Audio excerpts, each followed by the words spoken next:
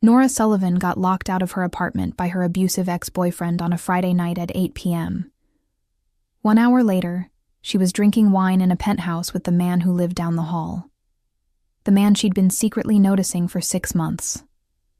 The man she thought had never noticed her back. Turns out Tyler did her the biggest favor of her life. Sometimes the worst things lead to the best complications. The day had started normal enough.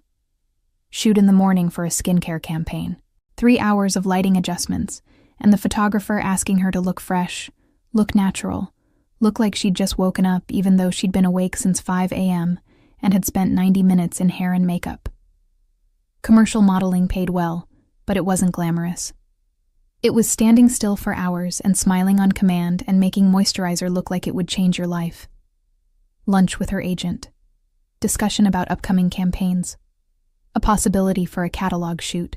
Maybe something editorial if the timing worked. At 27, Nora had been modeling for 9 years. Long enough to know this was a young person's game, and her runway was getting shorter. Long enough to have money saved and investments made, and a plan for what came after. The afternoon had been errands, groceries, dry cleaning, the mundane tasks that filled the spaces between photo shoots and castings. Normal life stuff that reminded her she was a person, not just a face in a catalog. At 5 p.m., she'd given Tyler her spare key. They'd broken up on Tuesday.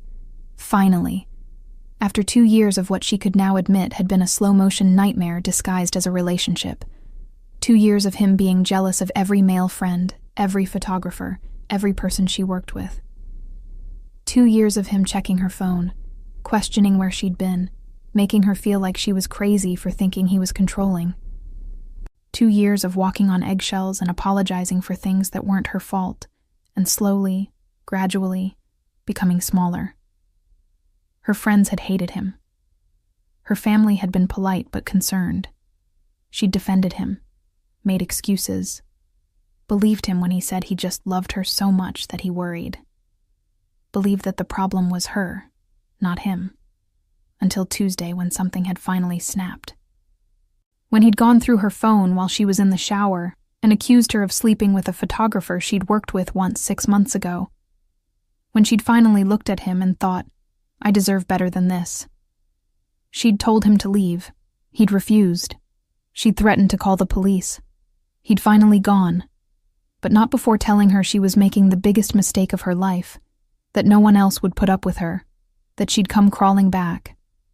She'd changed the locks the next day, but he'd left clothes, a toothbrush, some books, the detritus of 2 years that needed to be collected.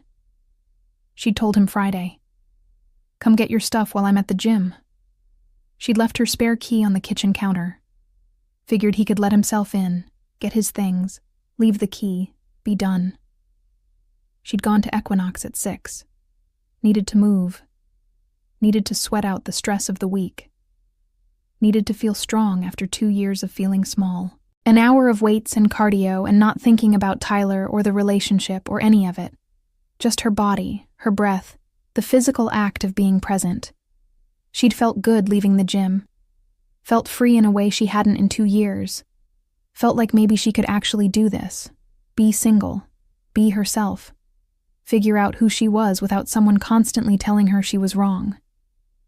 At 8 p.m., she'd gotten home to her building on Duane Street in Tribeca.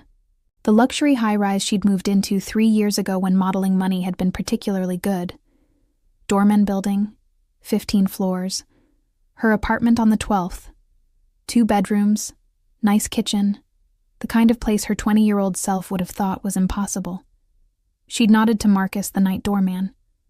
Taken the elevator to 12. Walked to 12A. Reached into her gym bag for her keys. They weren't there. She'd checked every pocket. The main compartment. The side pockets.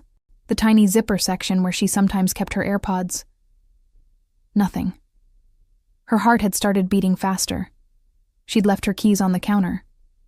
Next to the spare key she'd left for Tyler. She'd been so focused on making sure he had access that she'd forgotten to grab her own keys before leaving. She'd tried the door anyway. Locked. She'd checked her phone. 2 texts from Tyler, both sent at 7:30. The first, "Got my stuff. Thanks." The second, "Kept the key. Good luck getting in." A third text had come through while she was staring at the screen. "Maybe next time you'll think twice before dumping someone who actually cared about you." Nora had sat down on the floor right there in the hallway, her back against the wall, gym bag beside her, phone in her hand showing Tyler's text like evidence of exactly who he was. She'd wanted to cry, wanted to scream, wanted to throw her phone against the wall. But mostly she'd just felt tired. Tired of Tyler finding new ways to hurt her. Tired of giving him the power to ruin her day. Tired of all of it. She'd pulled up the locksmith website. The first 3 couldn't come until morning. The 4th said maybe tomorrow afternoon if she was lucky. The 5th said $400 and earliest availability was Sunday. She'd called the super. Voicemail. Weekend. Of course. She'd texted Sienna, her best friend and fellow model. Sienna lived in Brooklyn, and it was already 8 p.m. on a Friday, and asking her to come all the way to Tribeca felt like too much. Hotel was an option, if she wanted to pay $200 minimum for a room when she lived right here. If she wanted to check into a hotel in gym clothes with no overnight bag and explain to the front desk why she looked like she was fleeing something. She'd sat there trying to figure out what to do, trying not to let Tyler win, trying not to give him the satisfaction of ruining her night, even though he already had. That's when the elevator had opened. Vincent Costello had stepped out. Charcoal suit, white shirt, tie loosened, dark hair that looked like he'd run his hands through it a few times. The kind of tired that came from a long week, not a rough night. He'd been holding his phone, looking at something on the screen, not paying attention until he was a few steps into the hallway. Then he'd seen her. Nora had recognized him immediately. 12C. The penthouse at the end of the hall. She'd been seeing him in the elevator for 6 months. They'd done the polite neighbor nod, the occasional good morning, the weather small talk that happened in enclosed spaces between floors. She knew he lived alone, knew he wore expensive suits, knew he was probably the most attractive man in the building, and that he'd never looked at her twice. He'd stopped walking, looked at her sitting on the floor. His expression had shifted from tired to concerned. "You okay?" he'd asked. She'd wiped under her eyes quickly even though she hadn't been crying. "I'm fine." He'd looked at her gym bag, at her apartment door, at the way she was sitting like she'd given up. Locked out? She'd nodded, felt embarrassed. "My ex took my keys. On purpose." Something had flashed across Vincent's face. Anger, maybe. Or recognition that whoever her ex was, he was an asshole. Locksmith coming? Not until tomorrow. And it's $400. He'd been quiet for a moment. Then he'd made a decision she could see happen in real time. "Come wait in my place." Nora had looked up at him. At Vincent Costello from 12C, who she'd been carefully not staring at for 6 months because he was way out of her league and clearly not interested. "I can't," she'd said. "You can't sit in the hallway all night." He'd said it like it was obvious, like there was no other option. "I'm Vincent, 12C. I know who you are." It had come out before she could stop it. He'd raised an eyebrow. "You do? We've been neighbors for 6 months." I noticed things. Something had shifted in his expression. A smile that wasn't quite a smile. "So do I. Come on, I have wine. And a couch. You look like you need both."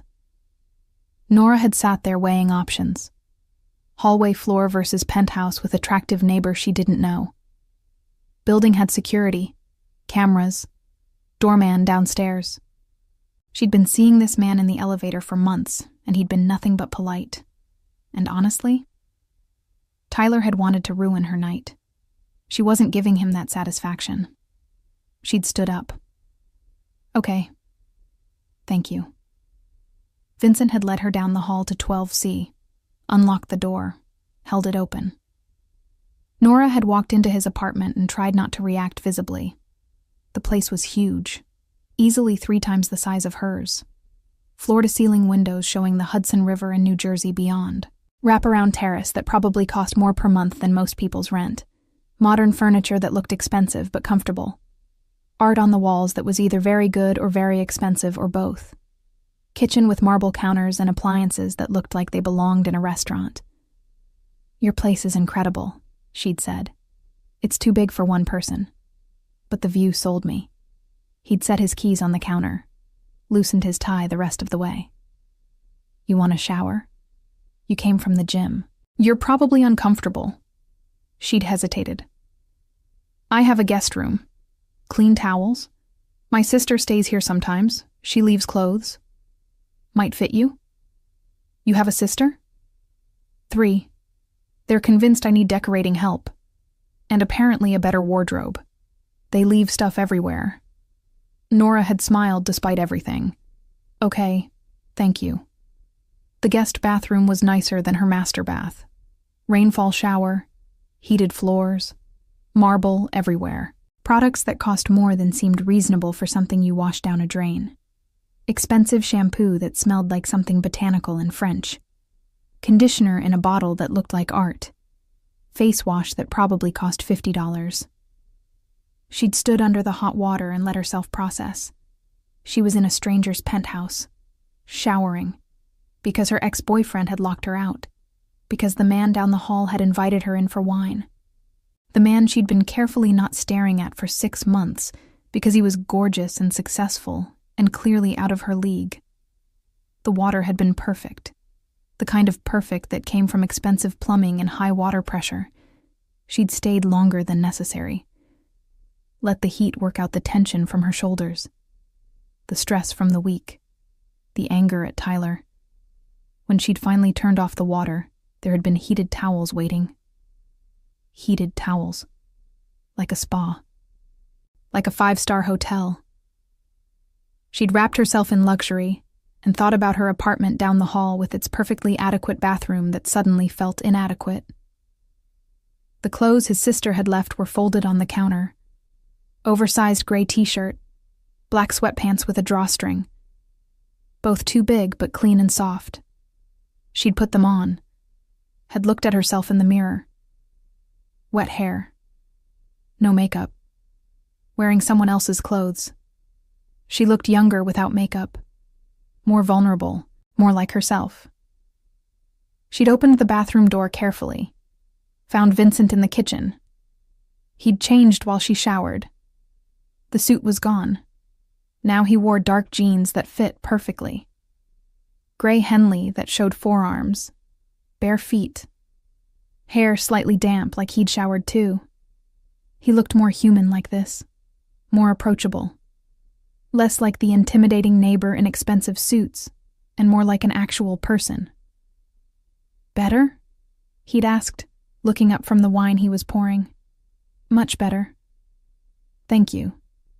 The wine glasses were crystal, the kind that probably came in sets that cost hundreds of dollars. He'd poured red wine that was so dark it was almost black. Had handed her a glass.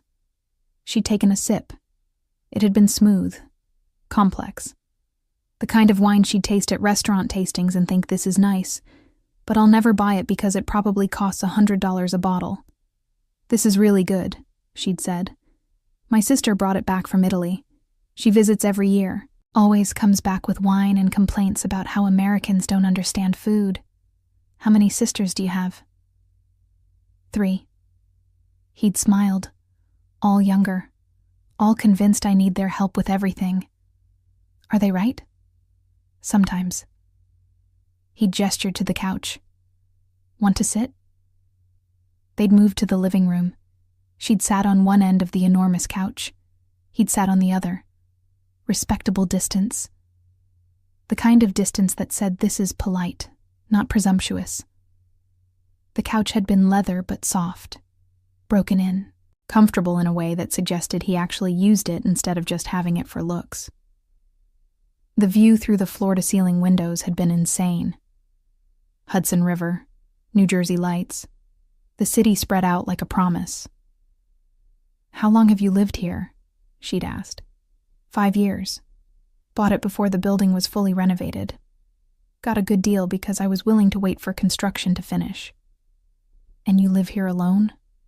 "Just me. Too big for one person, probably. But I like the space." She'd looked around. The apartment had been decorated, but not overly so. Comfortable furniture, some art on the walls, bookshelves with actual books. It felt lived in. Not like a showroom. Not like he'd hired someone to make it look good. Like he'd actually picked things. "Your place is really nice," she'd said. "Mine's nice too, but this is on a different level. You're on the 12th floor, right?" 12A? She'd been surprised. "You noticed?" Hard not to. "I see you in the elevator a lot. I see you too." She'd taken another sip of wine. "I always thought you didn't notice me." He'd smiled. "I noticed. I was just trying not to be obvious about it." "Why?" "Because staring at your neighbor in an elevator is creepy. And you seemed like you had enough going on without some guy bothering you. The ex." He'd nodded. "I saw him a few times. The way he talked to you. The way you'd look uncomfortable. I figured you didn't need another man in your space." Nora had felt something loosen in her chest. "You noticed that?" "I notice a lot of things." He'd looked at her. "You hold the elevator for people even when you're running late. You remember the doormen's names. You helped Mrs. Patterson with her groceries 3 weeks ago when she was struggling. You're kind. That's rare." She'd felt her face warm. "How do you know about Mrs. Patterson?" "I was coming home, saw you helping her. You didn't have to. You just did." They'd talked for another hour. Easy conversation. Natural. He'd asked about modeling, about how she'd started, about whether she liked it. "I started when I was 18, she'd said. Got scouted at a coffee shop in Connecticut. Thought it would be temporary. 9 years later, I'm still doing it. Do you want to keep doing it?" "Some days. It pays well. But I'm 27. In model years, that's ancient. I've got maybe a few more years of good bookings.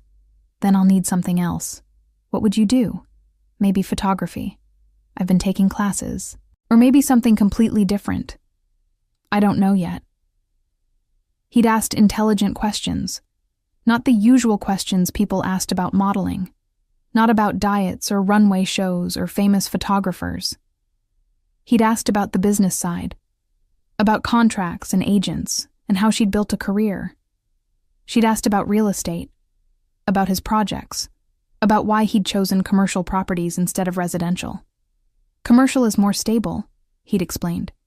"Residential is all about trends. What neighborhood's hot.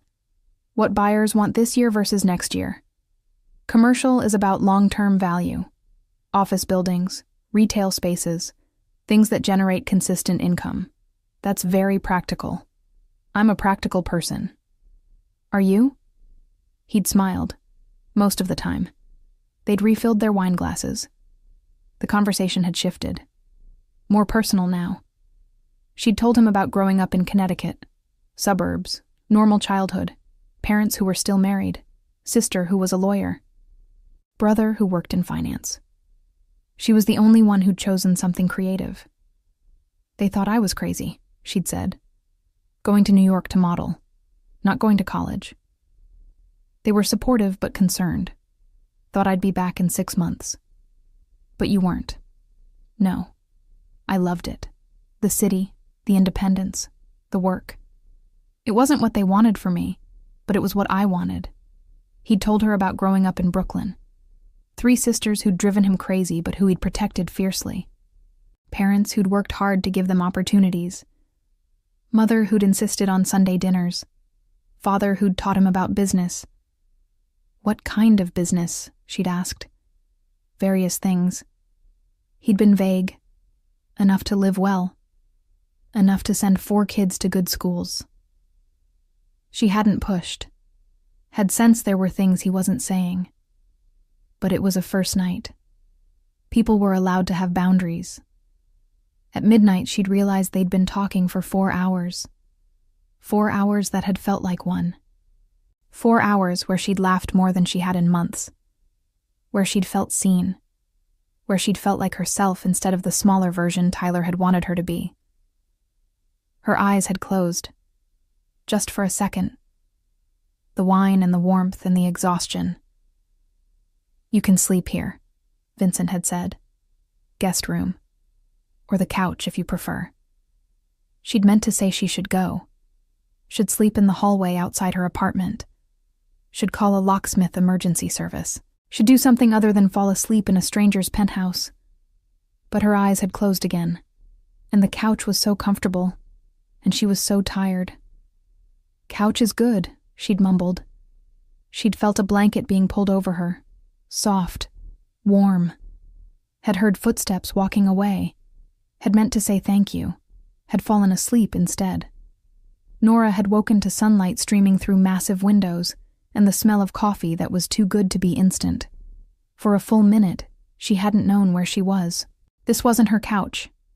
This wasn't her view. Where was she? Then it had come back. Tyler, keys, Vincent, wine, falling asleep mid-conversation like a child. She'd sat up. The blanket had been tucked around her carefully. Someone had put a glass of water on the coffee table. Her phone was next to it, plugged into a charger she didn't recognize.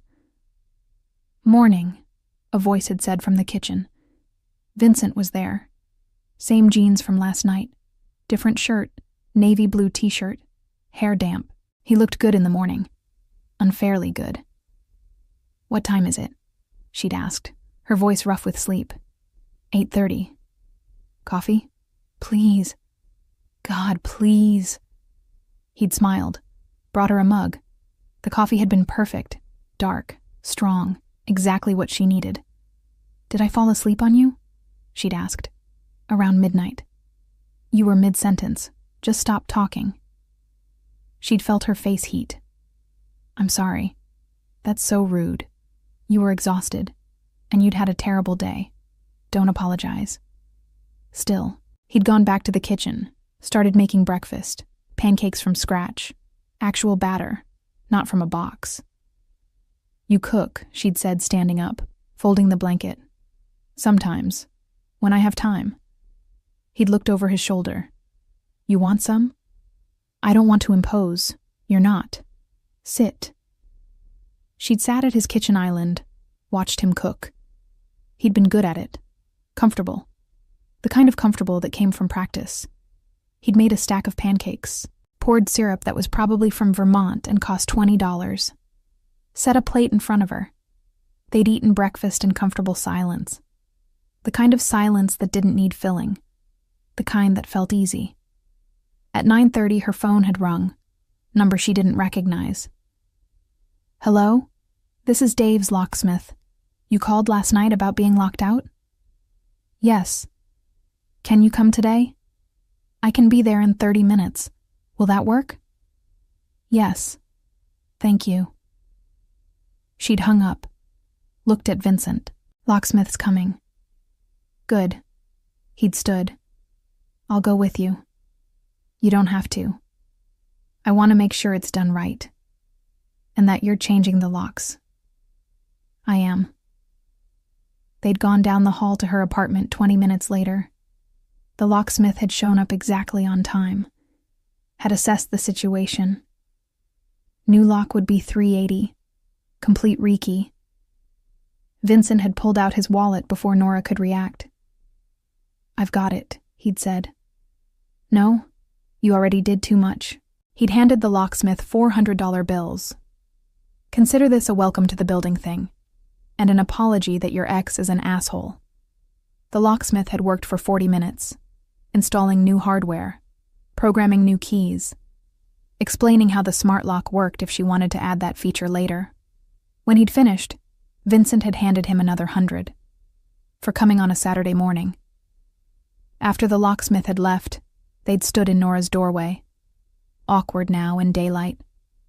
The intimacy of last night fading into the reality of morning. "Thank you," she'd said. "For everything. For letting me stay. For the wine and the breakfast and the locksmith. I'll pay you back. Don't worry about it. Vincent, have dinner with me, tonight. Actual date. She'd hesitated. I just got out of a relationship, like 4 days ago. I'll wait. She'd looked at him. At Vincent Costello from 12C, who'd let her into his home when she'd been locked out, who'd given her wine and conversation and breakfast, who'd paid for her locksmith without flinching, who'd been noticing her for 6 months and had been careful about it. Actually, she'd said, yes, tonight. Dinner. He'd smiled. Yeah? Tyler wanted to ruin my night. Instead, he gave me an excuse to actually talk to you. I'm not wasting that. 7 p.m. I'll pick you up. She'd gone into her apartment, had closed the door, had leaned against it and smiled at nothing. Then she'd grabbed her phone and called Sienna. Nora had told her. The locked out, the wine, the penthouse, the breakfast, the date. You're going on a date with the hot neighbor. I'm going on a date with the hot neighbor. Because your ex locked you out. Because Tyler is an idiot who did me the biggest favor of my life. That night Vincent had taken her to a small Italian restaurant in the West Village, the kind of place that had been there for 40 years and would be there for 40 more. The kind of place where the waiter knew Vincent by name and brought wine without being asked. Nora had spent 2 hours getting ready, had tried on 4 dresses before settling on the black one. Simple, elegant. The kind of dress that worked for first dates and gallery openings and making impressions. She'd done her makeup carefully. Not too much. Not trying too hard. But enough to feel confident. Had blown out her hair until it fell in waves. Had looked at herself in the mirror and thought, okay, this is okay. You look good. Then she'd second-guessed everything. Was the dress too much? Not enough? Should she have worn heels? Were these heels too high? Was her makeup too obvious? Sienna had called at 6:30. Stop panicking, she'd said. You look hot. He's going to lose his mind. How do you know? Because you always look hot when you're nervous. It's annoying. I'm terrified. Of what? The man has already seen you in gym clothes with no makeup. Anything from here is an upgrade. That's not helpful. It's accurate. Now go. Have fun. Text me if you need an escape plan. Vincent had arrived exactly at 7. Knock on her door. She'd opened it trying to look calm, trying to look like she hadn't just spent 2 hours obsessing over her appearance. He'd looked at her. Really looked. The kind of look that made her feel seen. You look beautiful, he'd said. Better than gym clothes? You looked beautiful in gym clothes too. But this? He'd gestured vaguely. This is something else. She'd smiled. You clean up pretty well yourself. He'd worn a suit. Dark gray, perfectly tailored. White shirt, no tie. The kind of outfit that suggested effort without trying too hard. He looked good. Unfairly good. The restaurant had been perfect. Small. Maybe 15 tables. Exposed brick. Soft lighting. White tablecloths and candles. The kind of place you needed a reservation weeks in advance unless you were Vincent Costello and the owner owed you a favor. Mr. Costello, the host had greeted them. Your usual table? Please. They'd been led to a corner. Private. Good view of the restaurant, but tucked away. The kind of table for people who wanted to be seen but not heard. Wine had arrived immediately. Red. Expensive. The waiter had poured without asking. You come here often, Nora had said, then immediately regretted how it sounded. Vincent had smiled. At least twice a month. It's the best Italian food in the city. My grandmother would approve. High praise. The highest. They'd ordered. Or rather, Vincent had ordered for both of them. Had spoken to the waiter in Italian. Had ordered things that weren't on the menu. Had clearly done this before. Should I be concerned you just ordered my dinner without asking? Nora had said. If you don't like it, We'll order something else. But trust me, this is good. She'd trusted him. The food had arrived in courses. Burrata first, creamy and perfect with tomatoes that tasted like summer, basil that was fragrant, olive oil that was green and peppery. "Oh my God," she'd said after the first bite. "Good? This is unfair. Food shouldn't be this good." Wait. The pasta had come next. Cacio e pepe. Simple. Just cheese and pepper and pasta. But perfect. The kind of perfect that came from practice and good ingredients and someone who cared. Nora had made a sound that wasn't appropriate for public. Vincent had smiled. "I told you. You undersold it. This is incredible. My grandmother used to make this. She'd stand at the stove for hours. Wouldn't let anyone help. Said you had to feel it. The texture. The temperature. You couldn't just follow a recipe." Is she still around? No. She passed 5 years ago, but she taught me. And I taught the chef here. He makes it better than I do now. I doubt that. He does. He's a perfectionist, obsessive, makes the same dish 100 times until it's right. That sounds exhausting. It's passion. When you care about something enough, you don't mind the work. They'd talked through dinner. Easy conversation. Natural. She'd told him about her first modeling job, 18 years old, scared out of her mind, standing in front of a photographer who kept telling her to relax when she'd never felt less relaxed in her life. "What changed?" Vincent had asked. "I realized I wasn't there to be me. I was there to be whoever they needed. Once I stopped trying to be myself and just became the character, it got easier." That's very philosophical. It's survival. In modeling, you're not a person. You're a product. The sooner you accept that, the easier the job gets. Do you like it? Some days. It pays well. I'm good at it. But it's not what I want to do forever. What do you want to do? She'd told him about photography, about the classes she was taking, about wanting to be on the other side of the camera, about capturing moments instead of being captured. He'd asked intelligent questions, about her favorite photographers, about what kind of work she wanted to do, about her plan for transitioning. She'd asked about real estate, about why commercial instead of residential, about his biggest project, about what he loved about it. The problem solving, he'd said. Every building is a puzzle. Zoning, permits, design, budget, contractors, timelines, 100 things that have to work together perfectly. When they do, you create something that lasts, something people use every day without thinking about it. That's a nice way to think about it. Most people think real estate is boring. Most people are wrong. The main course had been veal, so tender it fell apart with a fork, roasted vegetables that tasted like they'd been grown by someone who cared, wine that Vincent kept pouring. She should probably slow down. But the wine was good, and the conversation was better, and she felt relaxed for the first time in months. At some point, the conversation had shifted. More personal. She'd told him about Tyler. Not everything. Not the worst parts. But enough. About feeling small. About walking on eggshells. About not recognizing herself. "You're not small," Vincent had said. "You're one of the strongest people I've met. You don't know me. I know you left. That takes strength. I know you're sitting here instead of hiding. That takes courage. I know you're building something new. That takes both." She'd felt her eyes sting, had blinked it away. He'd told her about his ex, 3 years ago, serious, almost married.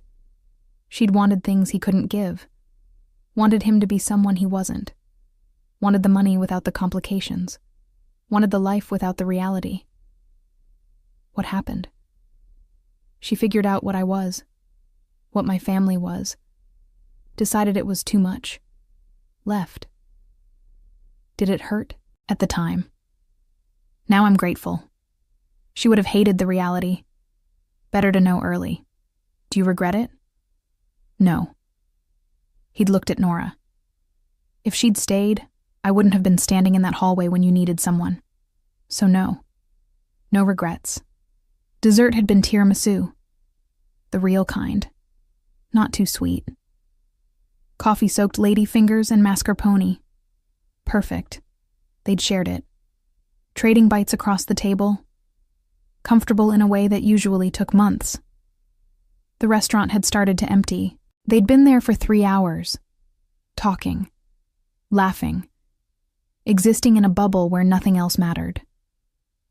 I should get you home, Vincent had said, though he'd sounded reluctant. Probably, Nora had agreed, though she didn't want to go. The walk back had been perfect. Cool October night. City alive around them. They'd walked slowly, not rushing. Hands brushing occasionally. Close but not quite touching. At her door they'd stopped. Stood in the hallway. The same hallway where she'd been sitting on the floor 24 hours ago. Where she'd been locked out and desperate. Where Tyler had tried to ruin her life and instead had given her this. I had a really good time, she'd said. Me too. Can I see you again? Vincent had smiled. I'm counting on it. She'd leaned up, kissed him. Soft at first. Tentative. Testing. He'd kissed her back. Carefully. The kind of kiss that asked permission instead of demanding. The kind of kiss that suggested he'd been thinking about it all night. When they'd broken apart, she'd been smiling. Tomorrow? He'd asked. Tomorrow. He'd kissed her again. Deeper this time. Less careful. His hand in her hair, her hand on his chest. The hallway empty, except for them. When they'd finally broken apart, they'd both been breathing hard. Good night, Nora. Good night, Vincent. She'd gone inside. Had leaned against the door. Had smiled at nothing. Had felt like maybe, finally, things were going to be okay. Week 1, they'd seen each other every day. Monday coffee. He'd texted her at 7 a.m. Awake? She'd responded immediately. Yes. Coffee? There's a place on Greenwich. They'd met at 8. Small cafe. Good espresso. They'd sat by the window. Talked about nothing. About sleep. About dreams. About the weird way the city smelled after rain. 30 minutes that felt like 5. Tuesday lunch. He'd shown up at her shoot. Had texted first. I'm nearby. Lunch? The shoot had wrapped at noon. She'd found him waiting outside. Jeans and a t-shirt. So different from the suits. They'd walked to a deli. Had sat on a bench in Washington Square Park. Sandwiches and chips and watching people. You come to a lot of photo shoots? She'd asked. Just yours. Why? Wanted to see you. Figured lunch was a good excuse. You don't need an excuse. Good to know. Wednesday dinner. His place. He'd cooked. Actually cooked. Pasta from scratch. Sauce that had simmered all day. Garlic bread that was still warm. Wine from his collection. They'd eaten on his terrace. Watched the sunset. Talked about families. About growing up. About the things that shaped them. Thursday a movie. Something he'd picked. Independent film in the village. Small theater. They'd sat in the back. Had held hands like teenagers. Had kissed during the boring parts. Had laughed when they got shushed. Friday a gallery opening. His friend's show. Modern art that Nora didn't understand, but pretended to. Vincent had explained each piece. Had talked about technique and meaning. Had made it interesting. She'd watched him more than the art. Watched the way he moved. The way people deferred to him. The way he commanded space without trying. You're staring, he'd said. You're worth staring at. Saturday, a walk through Central Park. Morning, coffee in hand. Crisp autumn air. Leaves turning gold and red. Tourists and locals and dogs and life. They'd walked for hours. No destination. Just walking. Talking. Being. This is nice, she'd said. What? This. Us. Not having to perform. Just existing. He'd squeezed her hand. I like existing with you. Sunday brunch, the place on Mercer. Expensive. Worth it. Eggs Benedict and mimosas and reading the paper together like they'd been doing it for years. Tuesday, Tyler had texted. She'd unblocked him long enough to see what he wanted.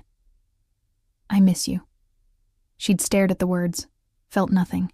No anger, no sadness, just nothing. He was in her past now. Vincent was her present. She'd blocked him again without responding. Wednesday, he'd texted from a different number. We should talk. She'd blocked that number too. Had told Vincent about it over dinner. He's persistent, Vincent had said. He's desperate. There's a difference. Thursday, he'd called from yet another number. Left a voicemail. You're being ridiculous. I made a mistake. Let me explain. She'd deleted it without listening to the whole thing. Had felt relief. That she could delete him. That he didn't have power over her anymore. Friday, he'd shown up at the building. Marcus, the doorman, had stopped him. Called Nora immediately. Your ex is here. I'm not letting him up. Just wanted you to know. Thank you, Marcus. She'd texted Vincent. Tyler tried to come to the building. His response had been immediate. I'm coming over. You don't have to. I know. He'd been there in 5 minutes. Had come from his place in jeans and a t-shirt. Had looked at her apartment like he was checking for threats. Did he get in? No. Marcus stopped him. Good. He'd pulled her into a hug. You okay? I'm fine. Just annoyed. He won't do it again. Vincent had called Marcus. Had a conversation in Italian that Nora couldn't follow, but that ended with Marcus saying, Yes, sir, I understand. What did you say to him? That if Tyler comes back, Marcus should call me immediately, and that Tyler doesn't get past the lobby under any circumstances. That night, they'd had dinner at her place. She'd cooked. Badly. Pasta that was slightly overdone and sauce from a jar. Vincent had eaten it and claimed it was good. You're a liar, she'd said. I'm being polite. Week 2. Tyler had escalated. Texts from different numbers. Voicemails. Emails. Each one getting nastier. You're fucking someone new already? You're such a slut. No one else is going to put up with your shit. Nora had shown them to Vincent. He'd read them in silence. She'd watched his jaw tighten. Block all of them, he'd said. I have been. He keeps using new numbers. I can handle this. Vincent. No. He doesn't get to do this. Not to you. What are you going to do? Talk to him. Make sure he understands this stops. She'd wanted to argue, wanted to say it wasn't worth it. But she was tired of Tyler. Tired of looking over her shoulder. Tired of him finding new ways to hurt her. Okay, she'd said. Wednesday night, Tyler had shown up at the building again. Nora and Vincent had been having dinner at her place. She'd attempted chicken. It had been dry. He'd eaten it anyway and sworn it was good. They'd been laughing about her complete inability to cook when Vincent's phone had rung. He'd looked at the screen. Marcus. Yes? He'd answered. Nora had watched his entire demeanor change, relaxed to alert in a second, the way a soldier might react to incoming fire, the way someone trained to handle threats would respond. I'll be right down, he'd said. His voice had been different too, colder, harder. He'd hung up, looked at her. Tyler's here. Nora's stomach had dropped. What? Downstairs? Marcus stopped him. But I'm going to make sure he leaves. Vincent. Stay here. It hadn't been a suggestion. Hadn't been a request. It had been a command delivered in a tone that suggested he expected to be obeyed. He'd left before she could argue. Nora had sat there for exactly 30 seconds. Processing. Tyler was here. Vincent was going down there. Alone. To confront her drunk ex-boyfriend who'd been sending increasingly unhinged messages. She'd stood up, had gone to the door, had taken the elevator down. The lobby had been empty except for Marcus behind the desk. He'd seen her. Had opened his mouth like he was going to say something. She'd shaken her head, had walked to the glass doors. Outside on the sidewalk, Vincent and Tyler were talking. Tyler was drunk, obviously drunk. The way he swayed, the way he gestured too broadly, the way his voice carried even through the glass.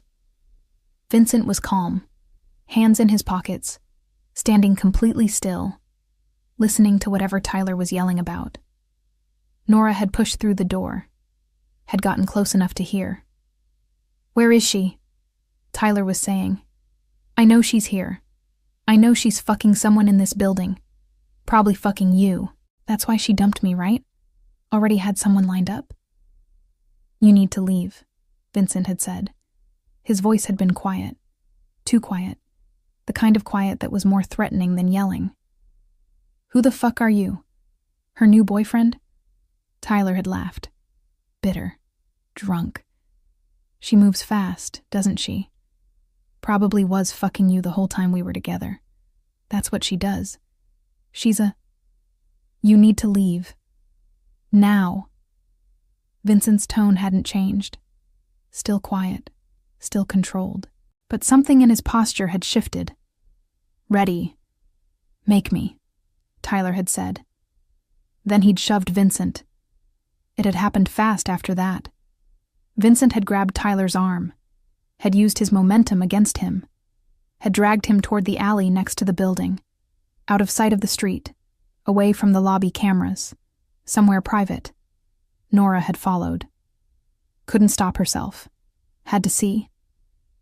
The alley was dark. Service entrance. Dumpsters. Empty at 8 p.m. on a Wednesday. Vincent had let go of Tyler. Had taken 2 steps back. Given him space.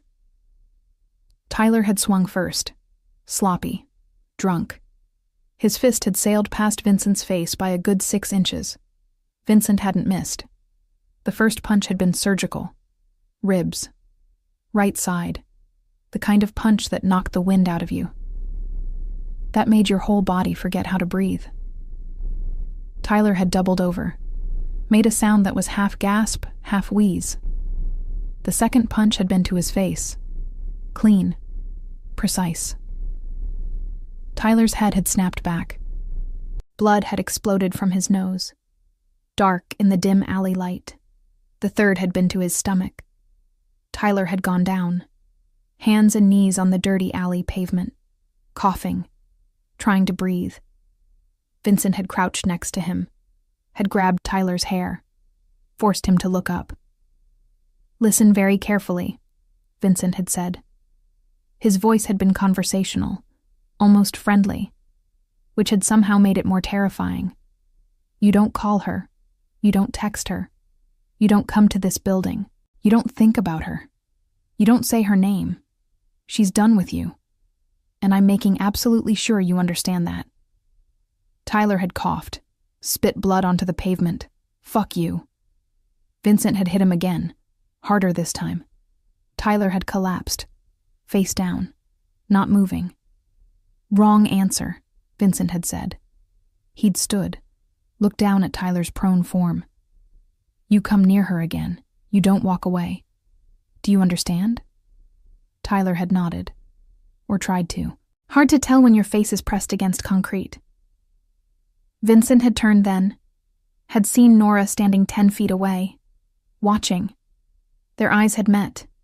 She'd seen his knuckles, bloody, split. She'd seen Tyler behind him, broken. She'd seen the violence Vincent was capable of, the control, the precision. This wasn't a bar fight. This wasn't losing his temper. This was someone who knew exactly how to hurt people, who'd done it before, who would do it again if necessary. She should run, should be terrified, should be calling the police. Instead, she'd walked to him, had taken his hands, had looked at the damage. "Let's go upstairs," she'd said. "I'll clean these." They'd walked back through the lobby in silence. Marcus hadn't said anything, hadn't asked questions, had just nodded as they passed. The elevator ride up had been quiet. Vincent had been watching her, trying to read her expression, probably expecting her to freak out, to tell him to leave, to end whatever this was before it went any further. In her apartment, she'd gone straight to the bathroom, had gotten her first aid kit. The professional one she kept because photo shoots involved heights and sharp objects and occasional blood. She'd made Vincent sit on the edge of her bathtub, had knelt in front of him, had taken his hands. His knuckles were a mess. Split skin across 3 knuckles on his right hand, 2 on his left. Blood. Already starting to bruise. They'd be purple by morning. She'd cleaned them carefully. Antiseptic that had to sting, but he didn't react. Didn't flinch.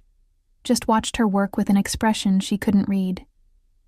"He won't bother you again," Vincent had said finally, breaking the silence. "You hurt him." "Yes." "Badly?" "He'll heal." Pause. "I'm sorry you saw that." "I'm not." He'd looked at her then. Really looked at her. "You should be scared of me." She'd finished wrapping his right hand. Had started on his left. "I'm not scared of you," she'd said. "I'm terrified of a lot of things. Auditions. Aging out of my career. Never figuring out what comes next. But you? I'm not scared of you. Nora. Tyler made me scared. Every day for 2 years.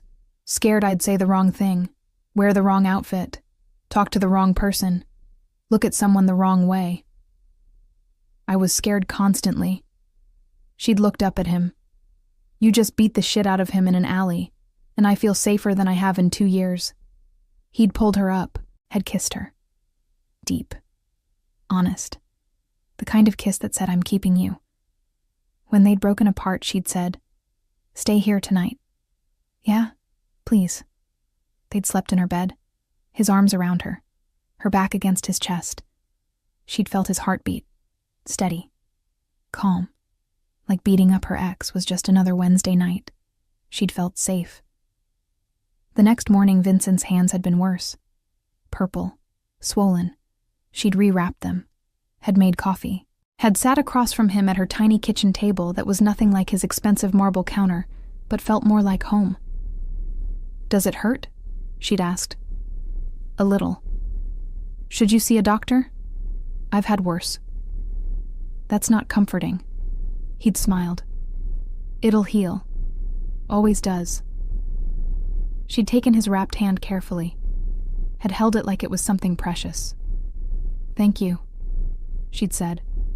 For making sure he won't come back? For protecting me? For not making me deal with him anymore? He'd squeezed her hand gently. Always. Week 3, they'd fallen into a rhythm. She'd stay at his place. He'd stay at hers. They'd have dinner together every night. Would talk for hours. Would fall asleep on each other's couches. Tyler hadn't contacted her again. Friday night, 3 weeks after the locked-out incident, they were having dinner at Vincent's place. Wine. Takeout from the Italian place. The couch where she'd first fallen asleep. "I need to tell you something," Vincent had said. She'd set down her wine glass. "Okay. My real estate business is legitimate. Every building, every project, every dollar is clean." She'd waited. Knew there was more. But that's not where the money came from originally. My family. We're connected to things that don't appear in any paperwork. Nora had looked at him. "Your Mafia. That's a dramatic word." But yes. She'd been quiet for a moment. Then, "I already knew." He'd looked surprised. "You did? I'm not stupid. The way Marcus treats you. The way that doorman across the street nodded at you yesterday. The phone calls in Italian. The fact that you beat up my ex and nobody called the police. I suspected. Now I know. And you're still sitting here. Am I in danger? My family? No. I keep my world separate. And I'll make sure you're safe." She'd studied him. Tyler was normal, and he made me feel worthless every day for 2 years. "You're telling me you're dangerous, and I feel safer with you than I ever did with him. Nora, if you want me to leave, now's the time. I'll understand. I don't want you to leave. Then I'm not running. You're sure? She'd moved closer, taken his hand. I'm sure. He'd kissed her. Deep, honest. The kind of kiss that said this matters. Month 2. Nora had effectively moved in. Not officially, but her things were at his place. Her clothes in his closet. Her toothbrush in his bathroom. Her coffee mug in his kitchen. She still had her apartment. Still paid rent. But she slept at his place every night. Woke up to the view of the Hudson. Made coffee in his kitchen that was bigger than her entire bathroom. Took showers in marble bathrooms with heated floors. It should have felt weird. Should have felt too fast. But it didn't. It felt like coming home. Her shoots continued. Early morning calls for catalog work. Standing under hot lights for hours. Making soap look revolutionary. Making jewelry look essential. Making clothes look like they'd change your life. It was work. Good work. Work that paid well. But it wasn't passionate. It wasn't what she wanted to do forever. Vincent's projects continued too. Meetings with architects. Site visits. Conference calls with contractors. The business of developing commercial properties. Office buildings and retail spaces and the infrastructure that kept Manhattan running. They'd fall into rhythms. She'd leave for shoots at 6 a.m. He'd already be awake, making coffee, reading the news on his tablet. He'd kiss her goodbye. Tell her to have a good day. Text her during lunch to ask how it was going. She'd come home to dinner being made, or takeout being delivered, or reservations at restaurants she couldn't pronounce. They'd talk about their days, about nothing and everything, about the future they were building without saying they were building it. Week 6, his mother had invited them to Sunday dinner. Nora had been terrified. What do I wear? She'd asked, standing in front of their closet. His closet that was now their closet. What do I bring? What if they don't like me? They'll love you, Vincent had said. Just be yourself. What if myself isn't enough? He'd pulled her close. You're always enough. The brownstone in Brooklyn had been exactly what she'd expected. 3 stories. Immaculate. The kind of house that had been in a family for generations. The kind of house where Sunday dinners were mandatory and missing them required a death in the family. His mother had answered the door before Vincent had finished climbing the steps. She'd been small, maybe 5'2", silver hair in a perfect style, dressed like she was going to church even though it was 3 p.m. on a Sunday. She'd looked at Nora with sharp eyes that missed nothing. You're the model, she'd said. Not a question. Statement. Nora. Yes. I'm Nora. You're too skinny. We'll fix that. Come. She'd pulled Nora into the house before Vincent could intervene. The house had been full. His 3 sisters, their husbands, their children, his father, aunts and uncles whose names Nora couldn't track. Everyone talking at once. Half in English, half in Italian. Chaos that somehow worked. Vincent's sisters had descended immediately. So you're the reason he's been smiling, the youngest had said. Gabriella. Gabby. She'd been direct. I'm Gabby. That's Maria. That's Sophia. We're the sisters. We're going to ask you invasive questions, and you're going to answer them because that's how this family works. Nora had laughed. Okay. How long have you been together? 2 months. Where did you meet? I got locked out of my apartment. He invited me in for wine. All 3 sisters had looked at Vincent. You invited her in? The Vincent who doesn't talk to neighbors? That Vincent? I made an exception, Vincent had said. Clearly, dinner had been overwhelming in the best way. Course after course. Pasta, chicken, vegetables, salad, bread, wine, espresso, cookies, food that didn't stop coming. His mother had sat Nora next to her, had asked questions that felt like interrogation but weren't quite. Where are you from? What do your parents do? Do you want children? Do you believe in family? Nora had answered honestly. Connecticut. Teacher and accountant. Maybe someday. Absolutely. His mother had nodded. Approved. Good answers. At the end of the night, dishes being cleared, children running around hyped on sugar, his mother had pulled Nora aside in the kitchen. You make him happy, she'd said. I can see it. He smiles more, laughs more. He's lighter. He makes me happy too. Good. His mother had handed her a dish towel. You dry. I wash. We talk. They'd washed dishes together. His mother had asked about modeling, about what came after, about Nora's family, about whether she was serious about Vincent. I am, Nora had said. Very serious. Good. Because I'm already planning the wedding. We do things big in this family. You should know that now. Nora had laughed. We've been together 2 months. Time doesn't matter. When you know, you know. She'd looked at Nora. You know? Nora had thought about Vincent offering her wine, about falling asleep on his couch, about him beating up Tyler, about the way he looked at her like she mattered. Yes, she'd said. I know. Good. Then we plan for spring. April is beautiful for weddings. Nora had called Sienna the next day. His mother is planning our wedding. You've been together 2 months. I'm aware. But apparently when Italians decide, they decide. Are you freaking out? Nora had thought about it. No. Actually, I'm not. You're insane. Maybe. But I'm happy. Month 3. Vincent had asked her to move in officially.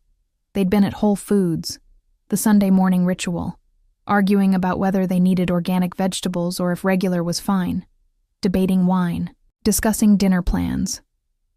Your lease is up next month, he'd said. Casual, like he was commenting on the weather. Yes. Don't renew it. She'd stopped pushing the cart. What? Move in with me.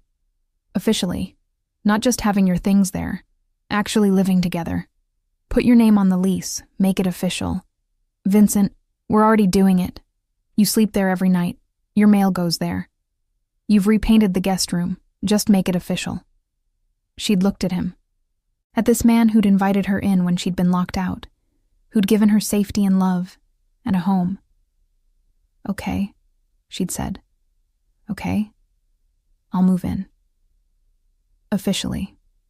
He'd kissed her right there in the produce section. Apples and lettuce and organic kale surrounding them. Some teenager stocking shelves had muttered, "Get a room." They'd laughed, had finished shopping, had gone home to their place and made it official. Month 4. Her apartment had been packed up. Furniture donated or sold. Lease officially terminated. The studio that had been hers for 3 years was empty. She'd stood in the middle of it one last time. Remembered moving in. Remembered the excitement. Remembered thinking she'd made it. Had her own place in New York. Was living the dream. She'd been so young, so naive. Hadn't known that Tyler was going to happen. That 2 years of abuse were waiting. That she'd end up locked out and desperate and finding Vincent. Thank you, she'd said to the empty apartment, for leading me to him. Then she'd locked the door for the last time. Had walked down the hall. Had taken the elevator to the 12th floor. Had walked into the penthouse. Into home. Vincent had been in the kitchen making coffee. All done? He'd asked. All done. Regrets. Not even one. He'd handed her coffee, kissed her forehead. Welcome home. Officially. Month 5, they'd started hosting. Dinner parties, small gatherings, 8 people, 10 people, friends and family, his world and hers mixing. Sienna had come with her boyfriend, had looked around the penthouse and whispered, "This is insane. You live here now?" "I live here now. With the hot neighbor who beat up your ex. With Vincent, who happens to be hot, and protective, and mine." Sienna had hugged her. "I'm happy for you. Even though this whole thing is completely crazy. The best things usually are." They'd hosted his business associates, the legitimate ones, real estate developers and architects and city planners. Professional conversations about zoning and permits and construction timelines. They'd hosted his family. Sunday dinners that had migrated from Brooklyn to Tribeca. His mother in the kitchen making sauce. His sisters setting the table.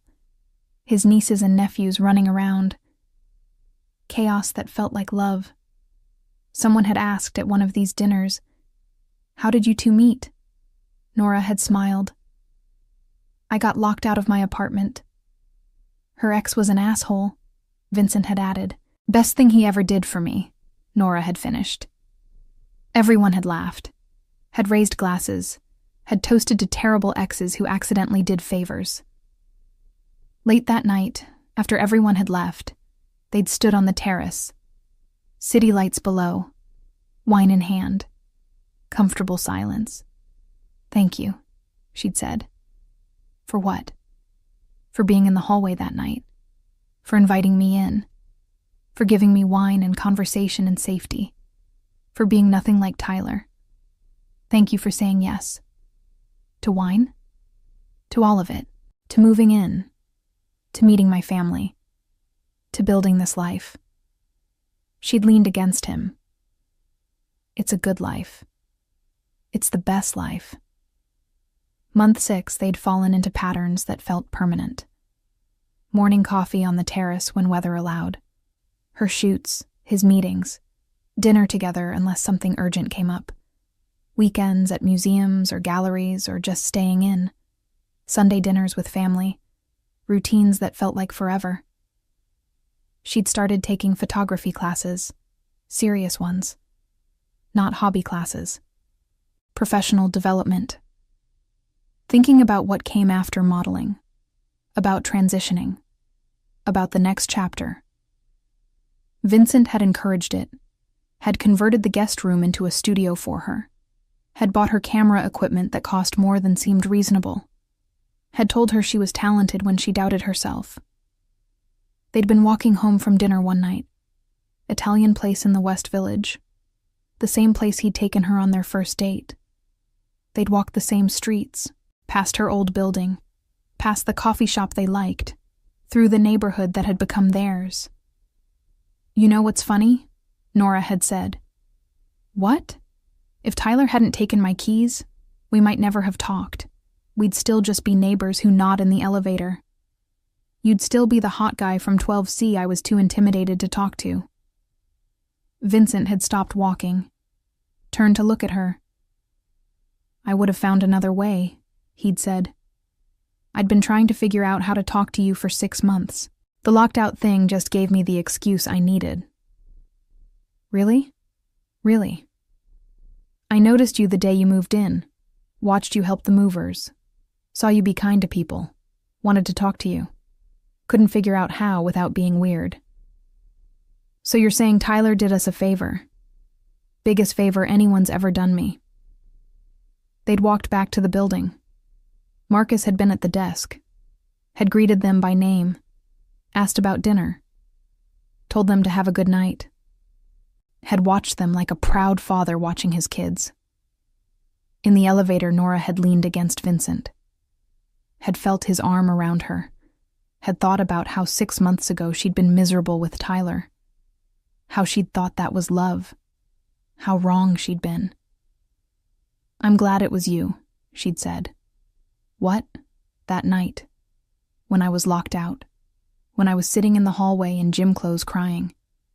I'm glad it was you who got off the elevator. Not someone else. You." "Me too." The elevator had opened on 12. Their floor. They'd walked to their door. The one with both their names on the lease now. The one that was home. Inside, Vincent had poured wine. They'd gone to the terrace. Their spot. The place where they'd had their first drink together. Where they'd talked for hours. Where she'd fallen asleep and he'd covered her with a blanket. "I never thanked him," Nora had said, looking at the city. "Thanked who?" "Tyler. For being such a complete asshole that I finally left. For taking my keys. For showing me exactly who he was. If he'd been even slightly less terrible, I might have stayed. Might have convinced myself it was normal. Might never have been sitting in that hallway. You want to send him a thank you note? She laughed. God, no. But I hope wherever he is, he knows he lost. That his last petty move to hurt me ended up giving me the best thing in my life. Vincent had pulled her close. I hope he knows he lost the best thing that ever happened to him, and that I won. She'd looked up at him. You won? I got you. That's winning. She'd kissed him. Soft. Sweet. The kind of kiss that said I love you without words. And I hope you know, she'd said against his mouth, that you're the best thing that ever happened to me too. Sometimes getting locked out is the best thing that happens to you. Sometimes your abusive ex does you a favor without meaning to. Sometimes the man down the hall has been noticing you for 6 months, and one bad night gives him the excuse he needs. Sometimes wine on a couch leads to breakfast, and breakfast leads to dinner, and dinner leads to love. Sometimes the worst moments lead to the best complications. Nora Sullivan got locked out on a Friday night at 8 p.m. 1 hour later, she was drinking wine in a penthouse with a man who'd been watching her for months. By Sunday, she had a date. By 3 weeks, she was in love. By 6 months, she had a home. By a year, she had a family. Sometimes all it takes is one terrible ex-boyfriend, one forgotten key, and one good man with wine, and the courage to invite a stranger in. Sometimes that's exactly enough.